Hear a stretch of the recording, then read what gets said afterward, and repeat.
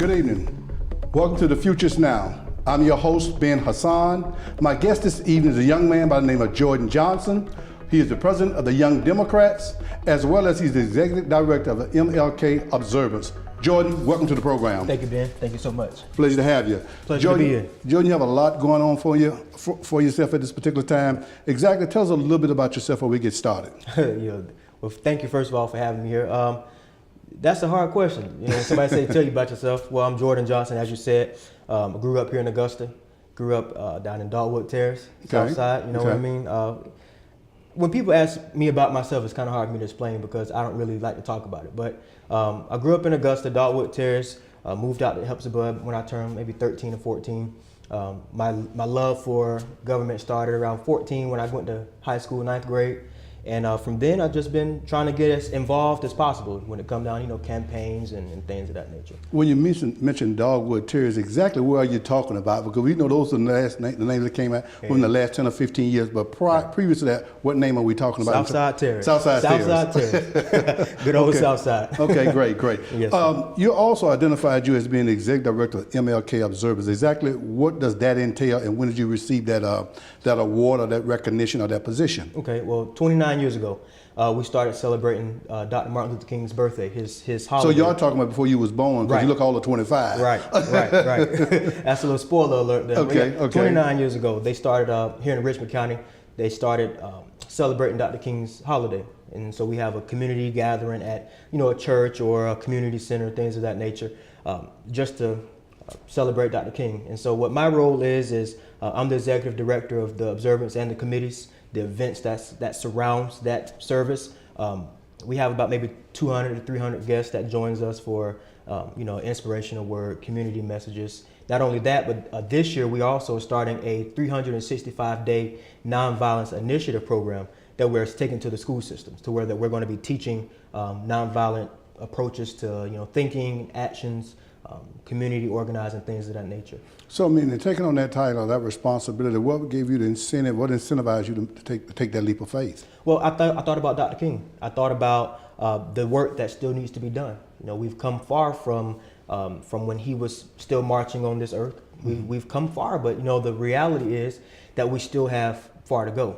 So I thought about Dr. King when the opportunity came about. One of the organizers asked me would I be interested in taking on that responsibility. And of course, like you said, I have a lot going on as it is now. Right. But when I thought about the work that still needs to be done when it comes down to mentoring our young people and going into the school systems and being a role model for these kids and helping put the message forth, what Dr. King put forth while he was alive, I couldn't say no. So let me ask you this then. As you know, I think we've had this conversation offline before. Right. Dr. King's last year of his life, from April the 4th, 1967 to April the 4th of 1968, was the longest and loneliest year of his life. Right. Because at that particular time, he started talking about addressing the issue of the Vietnam War. Right. Because he thought a lot of the monies or the resources that could be used for poverty was being used over in Vietnam. Mm-hmm. And as a result of that, even when he was assassinated, it was said that Harold Belafonte paid for his funeral. Mm-hmm. His family didn't have money to bury him. Right. As we most notably know him, we would almost be hard to phantom that. So my question to you, in light of what you're doing now, and I'm assuming as a very young man taking this responsibility, you see yourself headed in a new direction in terms of magnifying and exploring a different option in terms of getting the message out about nonviolence and other things and addressing that issue quite different than it would have been traditionally addressed in our community as a whole. So with that being said, are you prepared to be as lonely as Dr. King was in the last year of his life in doing that? Definitely. When we talked about it, like you said, offline, I had a long time to sit back and, contemplate that question. Because, quite naturally, we all humans, we don't like to be alone. We don't like to, feel, we don't like to feel like we don't have anyone behind us. But I think when you look at the long run and when you look at the greater call that's ahead, it's a price worth paying. If you want to be liked, I always say join a civic club. Mm-hmm. But this is not for the weak at heart. This work that needs to be done, it's going to take people who would literally lay down their lives for the cause. And honestly, I would be willing to do that. Do you think in this day and time with all that's happening across this nation, we're talking about the Black Lives Matter and all those kinds of things, do you think you can walk in that nonviolent step as well as Dr. King done as well? That's a good question, because I look at those documentaries and I see how the dogs were put on them and how they were, Dr. King and his team were walking across that bridge. That's a good question. I think I would be able to, because once again, as a leader, you have to put yourself in a position to be able to lead. You can't come off to be contradictory to whatever your message is. And so this day and age, we have a different civil rights movement going on. This isn't the civil rights movement of the 60s. This is a newer civil rights movement. So when it comes down to nonviolence, dealing with the Black Lives Matter movement, and really just trying to awaken people to the greater call ahead, once again, there's different approaches, like you said. It's not necessarily a marching approach. Sometimes it's just simply, lobbying your legislators, or going down talking to your county commissioners, running a social media campaign. But if it ever came down to that point to where, you have to fight or flight, I think that nonviolence would continue to be the answer. Because funny you asked that. I was talking to one of my students at the Boys and Girls Club the other day, and I asked him, I said, well, if you have a situation that pop up, so let's just say you're at school and a bully comes up to you, or someone comes up to you and confronts you on an issue. I said, what are you going to do? He said, well, I'm going to fight him. I'm going to hit him. I said, well, does that solve the problem? He said, well, I gain respect from him. I said, but does that solve the problem?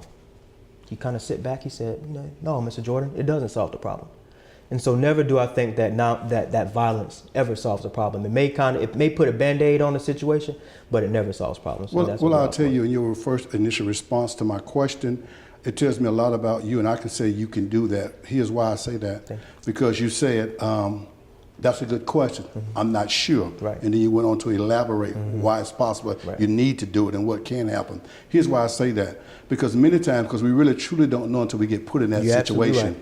Right. And many times we say situations make and break us, but they really don't. They reveal us to ourselves. That's right. And what you said to us is, in essence, that I really won't know until I get there. Right. I know what I'm supposed to do, but will I be able to walk in Dr. King's shoes? I really don't know. Yeah, it's a hard thing. And I find it to be a answer. very appropriate answer, believe it or not. I find it to be very appropriate and an honest answer. Yeah, well, and a very honest answer. I can't tell the future. I just don't know. I can't say what'll happen, but I do know that I like to. If I'm going to lead someone into a certain direction, I like to follow that same direction. Okay. And so I don't know. Last but not least around this issue here, what are you putting in place to make that happen? I know you said going into schools, a 365-year campaign of nonviolence. What are some of the, committees or what have you, the contacts you're making right now to deliver that program or to get it started, or to launch it? Right. Okay. Well, it's a King Center initiative. It started with the King Center, and the King Center launched a program at Albany State. Fantastic program. Thankfully, the executive director before me, he was able to talk with Dr. Pringle, with the school board, and the school board is on board with what's going on. That's one factor, going into the schools. But it's going to take more than, a committee going into a school. We're going to have to open the doors for commissioners. Right. We're going to have to open the doors for mentor groups to have Saturday sessions with these young boys and young girls. We're going to have to partner up with organizations that are already doing the work instead of recreating the wheel. Of course, social media, once again, every chance I get to speak about social media, I do, because social media is king in this day and time. Okay. But it's going to take the community as a whole. I don't ever believe in trying to reinvent the wheel. I rather take an invention and make it better.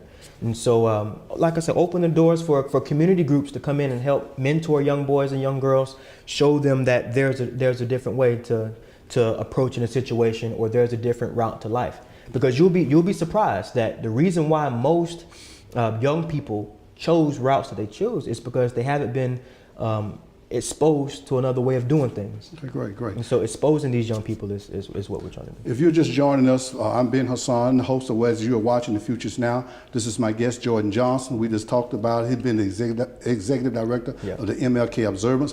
Now we're going to switch gears here a little bit also, because he's the president of the Young Democrats. Yes, sir. So Jordan, now talk to us about the Young Democrats. How do you get yourself into that? Well, that's good. Let me relax a little bit.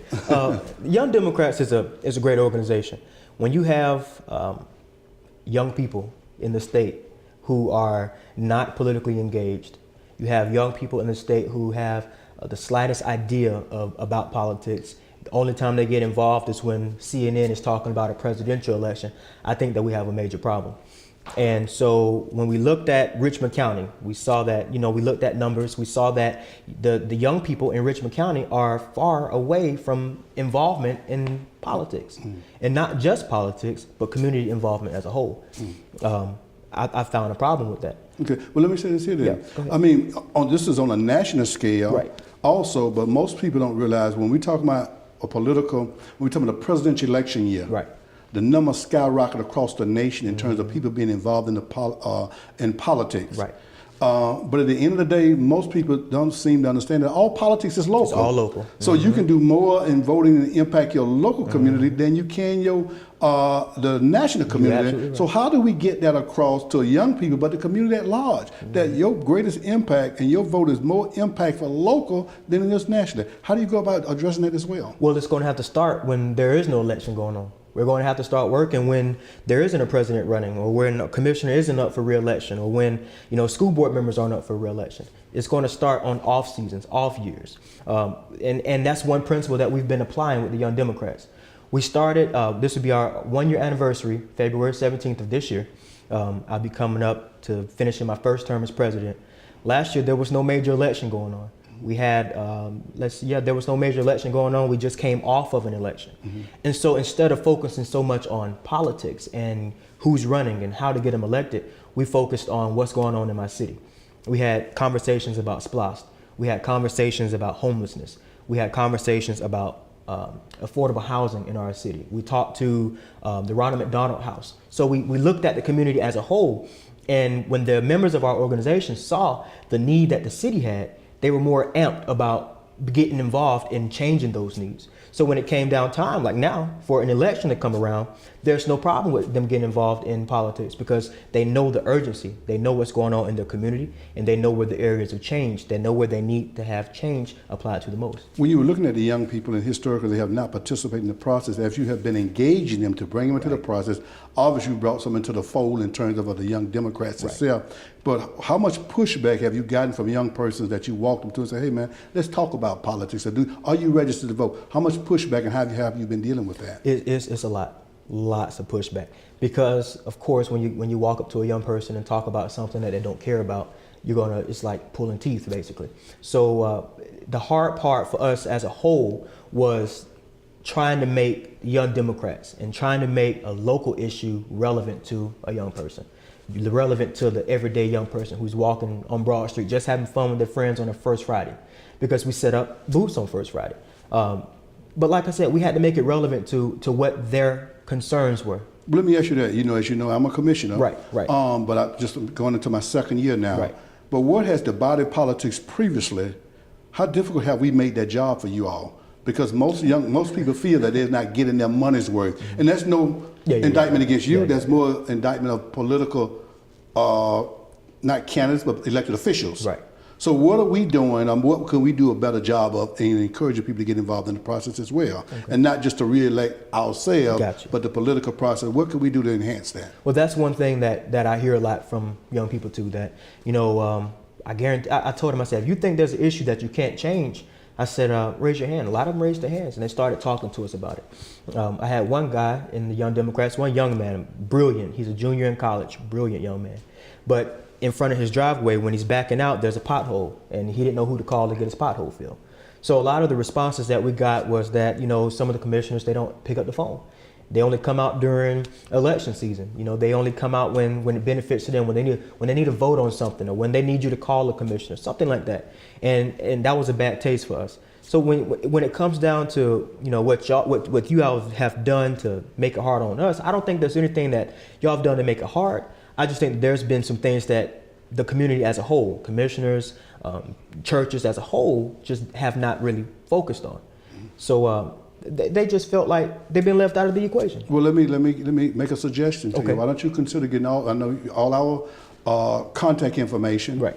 And when you run into a young person like you did around those issues there, that if you're able to pick that phone up and make that call for them, it empowers you to know you have their interests at heart, to know you can pick up the phone and get a commission on the phone and make those things happen, because we need someone to hold us accountable, so we won't take the community for granted. Right. That's a and great so suggestion. so empowering a young person like yourself who is making a, a sacrifice in the, I wouldn't say the prime of their life, but a youthful part of their life, to make to take on the responsibility that you're taking on. We need to lend our voice to support that in the day, and I look forward to my colleagues being a part of that process. That's a wonderful suggestion. Thank you.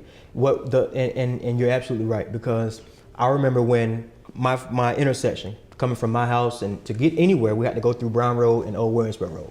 So I called my Commissioner Guilfoyle, and that was my first time ever conversing with him. Never met him before, but I called him and told him that there was a problem with potholes. I took pictures. I got in the middle of the four-way. I had cars honking at me and everything, but I was tired of these potholes. Right. I called Commissioner Guilfoyle, showed them pictures, and within a few weeks, the situation was taken care of. Great. And so, and I just think that young people need to feel that they are a part of the solution and not so much part of the problem. They need to know that they're part of the solution. We need to have more young people on boards and authorities in Richmond County. Okay. We need to have more young people at the commission meetings, at the school board meetings, and I think once we do that, we'll start to change the culture of Augusta politics.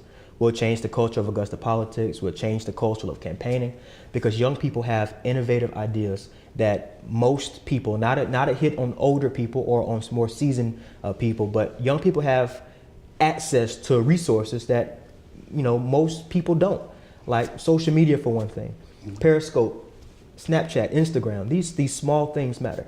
Okay. And young people aren't afraid. Okay. Well, Jordan, in wrapping up, take about 30 seconds and have your parting words. Okay. Well, first of all, again, thank you so much for having me on your show. The title of the show is "The Future Is Now." You are absolutely right. You've been saying this for years, that we need to be ushering Augusta into the future. The future is now. There are young people all over this state who are just as amped up, just as excited, and just as interested in about the dwellings of their local governments, the state governments, the national government. And so we want to be of assistance. We want to be encouraging young people. We want to make sure that they know that their voice matters. So if you have a young person who wants to be involved in government, who wants to be involved in the concerns of the local government and the state government, go to Facebook, Young Democrats of Augusta, Richmond County. There's a special place for them. And thank you so much for even seeing the need for young people in this city. It makes a world of a difference. Jordan, it's a pleasure. Look forward to having you back in the future, so giving us an update. And once again, I would say happy anniversary, your one-year anniversary of the Young Democrat. Thank you so much. Thank you. You have been watching The Future Is Now, where we always moving our community into the future. Have a good day.